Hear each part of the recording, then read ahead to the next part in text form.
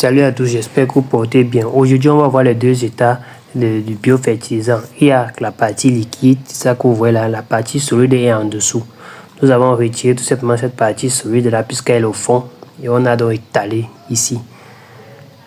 Et pour que ça sèche, ça perde de l'eau et facilement on transporte, on met dans les sacs.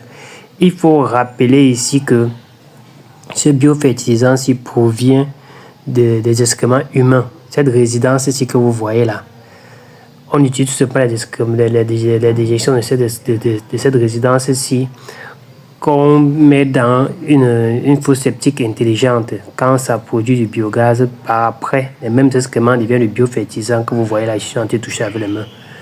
Donc, c'est inodore et ça n'a pas de bactéries, il ne contient pas de bactéries à l'intérieur qui sont nuisibles pour la santé. C'est pour ça que vous voyez, on peut manipuler avec les mains vraiment sans risque de maladie. Voilà ce qu'on peut faire dans nos champs avec ce biofertilisant. Observez ce pied de piment. Observez la quantité de piment que peut avoir ce pied. Et il faut rappeler ici que ce pied de piment-ci, il y a encore les fleurs, continue encore de fleurir. Donc, ça veut dire qu'elle doit porter encore plus de fruits que ça a observé. Donc, c'est encore en train de fleurir là. Donc, il y a encore les fruits qui vont encore sortir davantage. Donc, voilà un peu les bienfaits de ce biofertilisant là. Sur peut-être la culture, sur par exemple la culture du piment. Et il n'y a pas que le piment. Il y a aussi d'autres cultures.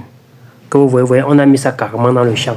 Il y a aussi d'autres cultures. Par exemple, vous allez voir la culture du chou, ici, qu'on a fait des essais là-bas. Observez le résultat au niveau des choux. Vous même observer.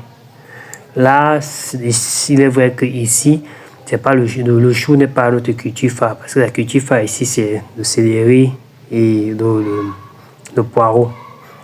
Donc, le chou n'est pas la culture phare. Mais on vous montre ici tout simplement les bienfaits qui se cachent derrière. Et ce que vous pouvez constater ici, c'est qu'il y a une maladie qui gangrène souvent les cultures maraîchères, qui est les pourritures. Il n'y a pas de pourriture. C'est ça que vous voulez savoir. Et observez par exemple le maïs. Observez comment le maïs se présente. Donc, ici, vous pouvez voir le maïs se porte extrêmement bien. Vous pouvez voir sur les feuilles, vous pouvez voir sur la tige, la grosseur.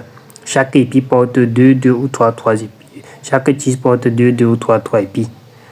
Donc, observez vous-même. Donc, voilà. Merci.